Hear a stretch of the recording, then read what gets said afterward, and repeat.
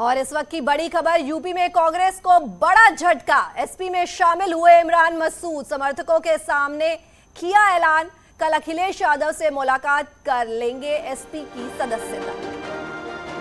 और इस वक्त की ये बड़ी खबर, उत्तर प्रदेश में कांग्रेस को एक बड़ा झटका लगा है। समाजवादी पार्टी में शामिल हो गए इमरान मसूद, समर्थकों के सामने किया ये बड़ा ऐलान, कल अखिलेश यादव से मुलाकात कर लेंगे एसपी की सदस्यता।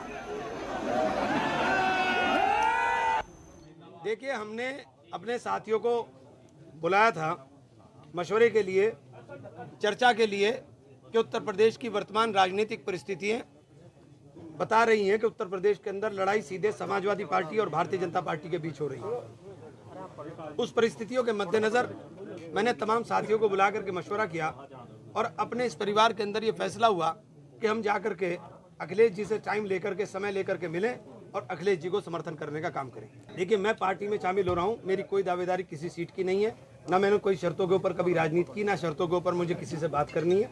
मैं सिद्धांत की बात करता हूँ और सिद्धांतिक तौर के ऊपर मैं उत्तर प्रदेश के अंदर चाहता हूँ कि अखिलेश जी के नेतृत्व के अंदर एक नौजवानों की सरकार, किसानों की सरकार, महिलाओं को सुरक्षा देने वाली सरकार, व्यापारियों को सुरक्षा देने वाली सरकार, वो सरकार जो प्रदेश का विकास कर सके, विकासोन्मुख सरकार का गठन हो, उस सरकार के लिए हम अखिलेश। हमारे संवाददाता देवेश त्यागी हमसे जुड़ रहे हैं। देवेश, कांग्रेस के लिए तो एक बहुत बड़ा नुकसान हो गया है, इमरान मसूद जो हैं वो समाजवादी पार्टी से जुड़ गए हैं।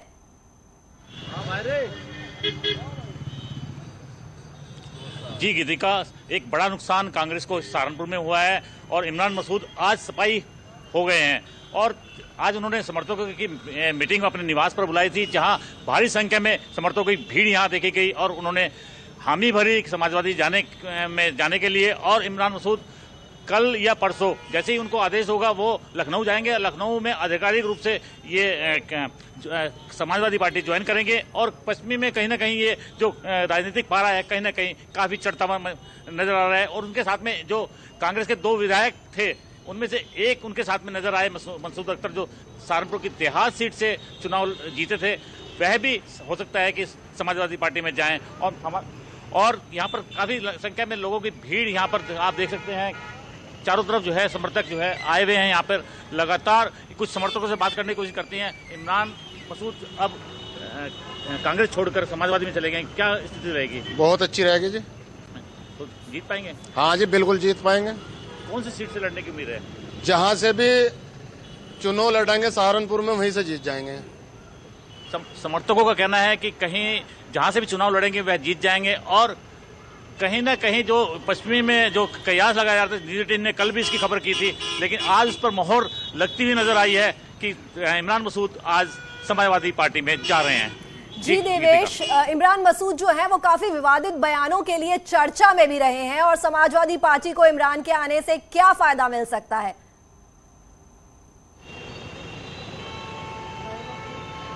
जी गीतिका, 2014 के जो लोकसभा चुनाव थे उसमें उनका एक बयान जो बोटी करने, मोदी जी के ऊपर बोटी करने का बयान दिया था, वो कहीं ना कहीं चर्चित रहा था और उससे मुस्लिम समाज तो जुड़ गया था, लेकिन कहीं ना कहीं उसके बाद वे चुनाव नहीं जीत पाए और लगातार चुनाव बहुत थोड़े मार्जिन से वे चुनाव हारते रहे।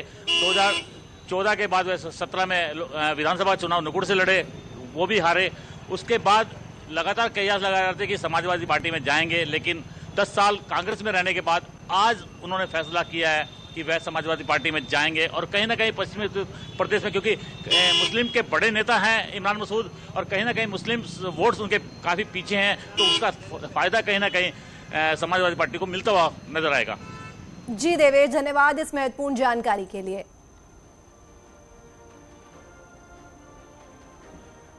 और समाजवादी पार्टी के संरक्षक मुलायम सिंह यादव पार्टी कार्यालय पहुंचे। यहां मुलायम सिंह ने कार्यकर्ताओं से मुलाकात की। इस दौरान पार्टी दफ्तर में टिकट के चाहने वालों की जबरदस्त भीड़ देखने को मिली।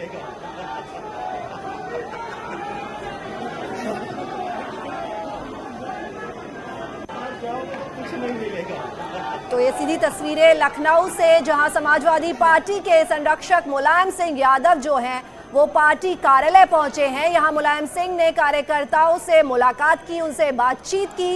इस दौरान पार्टी दफ्तर में टिकट के चाहने वालों की जबरदस्त भीड़ देखने को मिली। जैसा कि आप तस्वीरों में देख सकते हैं कि कितनी भीड़ जो है वो जुटी हुई है और मुलायम सिंह यादव जो है वो पार्टी दफ्तर पहुंचे हैं इस वक्त।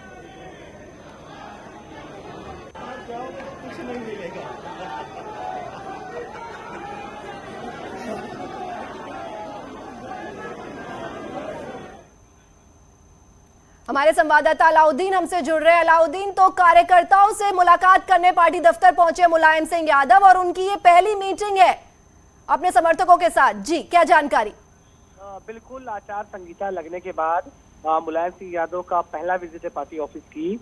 और आप ये मान के चलें कि जो विक्रमादित्य मार्ग है जहां पर ऑफिस है समाजवादी पार्टी की, इसका राजभवन का जो चौराहा है वहां से लेकर के लास्ट में जो आखिरी चौराहा है जहां से कैंटोनमेंट शुरू होता है वहां तक गाड़ियों की लाइन लगी है। पूरी दूरी करीब 2 किलोमीटर की होगी। समाजवादी पार्टी ऑफिस बहुत जबरदस्त भीड़ है। समाजवादी पार्टी कार्यकर्ता भी अंदर भरे हुए हैं और साथ में मुलायम सिंह यादव ने कार्यकर्ताओं से बातचीत भी की और अपील की है कि समाजवादी पार्टी के लिए तमाम लोग तन मन धन से जुटे। और क्योंकि अब चुनाव की तारीखों का ऐलान है और पहले चरण पश्चिमी उत्तर प्रदेश से शुरू हो रहा है, तो पश्चिमी उत्तर प्रदेश के कई सारे टिकट के दावेदार भी पार्टी ऑफिस पहुंचे हुए हैं और सपा मुखिया खुद पार्टी ऑफिस के अंदर मौजूद है। अभी थोड़ी देर पहले उन्होंने बीजेपी के विधायक को समाजवादी पार्टी ज्वाइन कराई है। अब क्योंकि मुलायम सिंह यादव भी पार्टी ऑफिस के अंदर आ गए हैं, तो जो मेन बिल्डिंग है वहां पर पिता पुत्र बैठे हुए हैं, जबकि पार्टी के जो कार्यकर्ता है अभी भी भारी तादाद में कैंपस में, मेन कैंपस में खड़े हुए हैं। बाहर रोड पर हैं, वो लगातार अखिलेश यादव और मुलायम सिंह का नाम लेकर नारेबाजी कर रहे हैं। और लेकिन जो सबसे खास बात हो, क्योंकि इलेक्शन अब नजदीक है, तो ऐसे में समाजवादी पार्टी ऑफिस में लगातार भीड़ है और माना जा रहा है कि समाजवादी पार्टी कार्यालय के अंदर जो बड़ा हॉल बना हुआ है, अभी थोड़ी देर बाद मुलायम सिंह यादव उन तमाम कार्यकर्ताओं से बातचीत भी करेंगे। जी अलाउद्दीन, तो क्या अखिलेश यादव भी वहां मौजूद है?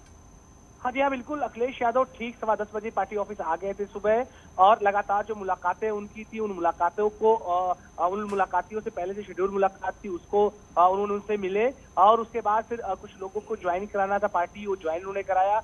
अब नीतिगत मामलों पर उनकी जो कोर कमेटी उनके साथ बैठक कर रहे हैं, क्योंकि माना जा रहा है 1 से 2 दिन के अंदर पश्चिमी उत्तर प्रदेश जो सीटें हैं उनके कैंडिडेट्स का ऐलान समाजवादी पार्टी करना शुरू कर देगी। तो टिकटों पर मंथन ही मान सकते हैं, साथ में लोगों से मुलाकात भी। हालांकि समाजवादी पार्टी कार्यालय के अंदर का जो स्ट्रक्चर है उस ऑफिस में मुलायम सिंह यादव का और अखिलेश यादव का कमरा अलग अलग है। दोनों लोग अपने अपने रूम में हैं और लगातार जो शेड्यूल मुलाकातें हैं उस हिसाब से मुलाकातें चल रही हैं। लेकिन अब से कुछ देर बाद जो समाजवादी पार्टी कार्यालय के अंदर मीटिंग के लिए 2 बड़े हॉल बने हैं, उन बड़े हॉल में कार्यकर्ताओं को बिठा दिया गया है। माना जा रहा है कि दोनों हॉल में एक में पिता और एक में पुत्र जाकर के लोगों से मुलाकात करेंगे। जी अलाउद्दीन, धन्यवाद ये महत्वपूर्ण जानकारी हम तक पहुंचाने के लिए। और अयोध्या के संतों ने न्यूज 18 के एजेंडा यूपी में सीएम योगी के बयान का स्वागत किया है।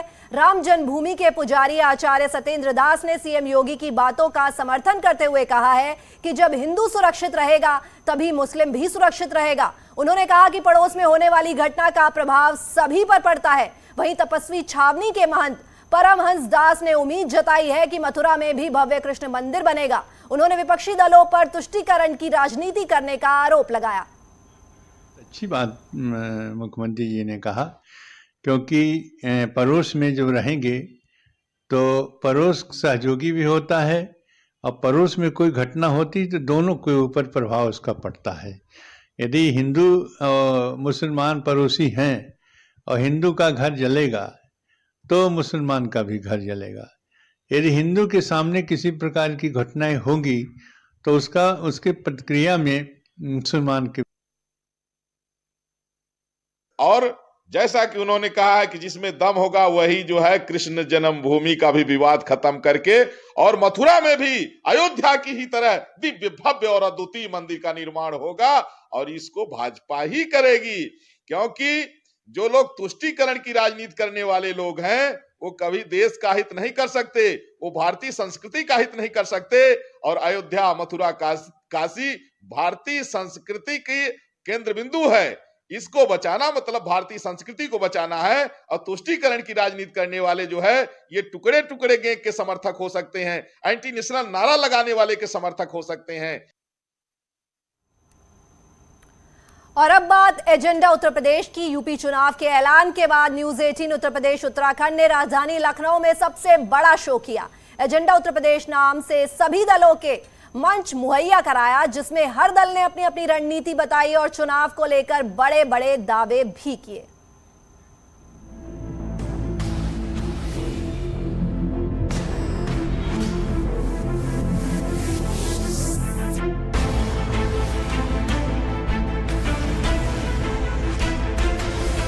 देश के सबसे बड़े सूबे में लोकतंत्र के सबसे बड़े पर्व यानी चुनाव का बिगुल बजते ही देश के सबसे बड़े न्यूज नेटवर्क पर सियासत का सबसे बड़ा मंच सजा।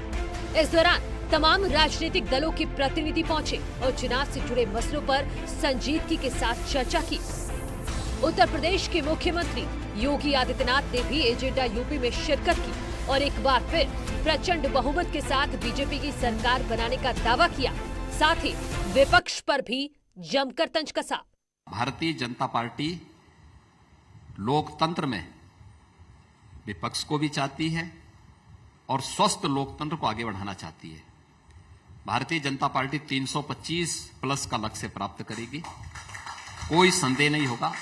हाँ, अच्छा, आप 400 तक नहीं जा रहे हैं? आप 400 तक नहीं जा रहे? अखिलेश जी मैंने कहा ना भाई, जो वास्तविक संख्या होगी हम बोलेंगे, क्योंकि हमें मालूम है कि 10 मार्च के बाद जब शपथ ग्रहण होगी तो भारतीय जनता पार्टी की सरकार यहां पे बनेगी।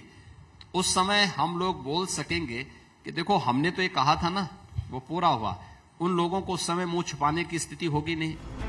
न्यूज 18 के मंच पर समाजवादी पार्टी के अध्यक्ष अखिलेश यादव भी आए और उन्होंने रंग की राजनीति के सहारे नए रण का आगाज कर दिया। 5 राज्यों की तारीखों का ऐलान हो गया, 10 को नतीजे आएंगे, 10 मार्च को नतीजे आएंगे। सपा कह रही है होली लाल रंग की होगी, बीजेपी कह रही है कि होली भगवा रंग की मनेगी इस बार। एक रंग वाले लोग एक रंग ही सोच सकते हैं, इसीलिए हर रंग को तो आपका भी तो रंग एक ही है, आप भी तो सिर्फ लाल रंग की बात करते हैं। समाजवादी पार्टी ने हर रंग को जोड़ा है जी, इसलिए इस बार हर रंग की होली होगी। होली वही अच्छी होती है जो सब रंगों की हो। ये एक रंगी लोग इस बार जाने वाले हैं। चुनावी तारीखों का ऐलान होने के बाद तमाम दलों ने अपनी अपनी कसरत तेज कर दी है। एजेंडा यूपी के मंच से बीएसपी ने भी अपनी रणनीति बताई और 10 मार्च को लेकर भविष्यवाणी भी कर दी। 10 मार्च को जब नतीजे निकल आएंगे और जाहिर है कि जैसा कि है सामने, उसमें निश्चित रूप से उस दिन 10 मार्च को पूरा प्रदेश जिस चीज की आस है, आज जिसकी आस है वो यही है कि बहन मायावती जी मुख्यमंत्री बन के आए। तो मुख्यमंत्री जब बन करके आएंगी तो सबके लिए आएंगी। उत्तर प्रदेश में अपना अपना दावा हर दल कर रहा है। राजनीति धर्म और आस्था के नाम पर भी हो रही है। जनता किसका साथ देगी ये जनता को ही तय करना है, लेकिन अपने अपने तरीके से हर कोई तैयार है। ये लोग जो उन लोगों को संरक्षण देने का काम करते थे जो धार्मिक स्थानों से लेकर बाकी धार्मिक आस्थाओं को प्रहार करते थे, उनको संरक्षण देते थे। हमने दूसरी ओर जीर्णोद्धार करने का काम किया, नवनिर्माण करने का काम किया, विरासत भी बचाई, आगे भी बढ़ाई और विकास को भी कई गुना ज्यादा रफ्तार देने का काम योगी सरकार ने किया है। कभी ना अयोध्या मुद्दा था, न काशी मुद्दा था, न मथुरा मुद्दा है। यह चुनाव का मुद्दा नहीं है। हमारे विपक्ष वालों के पेट में जरूर दर्द होने लगता है। रामलला का भव्य मंदिर बन रहा है, इसका दर्द हमारे विपक्ष के साथियों को है कि क्यों बन रहा है। हमने तो राम भक्तों पर गोली चलाई थी, हमने तो भगवान राम के अस्तित्व को नकारने का काम किया था, फिर भी देश की सर्वोच्च अदालत का फैसला हो गया। सियासी संग्राम में जीत हासिल करने के लिए सभी दल जोर लगा रहे हैं। अखिलेश यादव के साथ गठबंधन के बाद अब शिवपाल यादव ने भी बहुत कुछ नया होने की उम्मीद जताई। 2022 में सरकार बनाने के बाद फिर हम उसे उत्तर प्रदेश को विकास के मामले में फिर ले जाएंगे। इन लोगों ने केवल झूठे वादे किए हैं, कोई काम नहीं किया। चुनाव को लेकर हर किसी के अपने अपने दावे हैं और अपनी अपनी रणनीति भी है। न्यूज 18 ने सभी दलों को मंच मुहैया कराया और निष्पक्ष तरीके से बात रखने का मौका दिया। अब देखना होगा कि इस बार जनता किसका साथ देती है।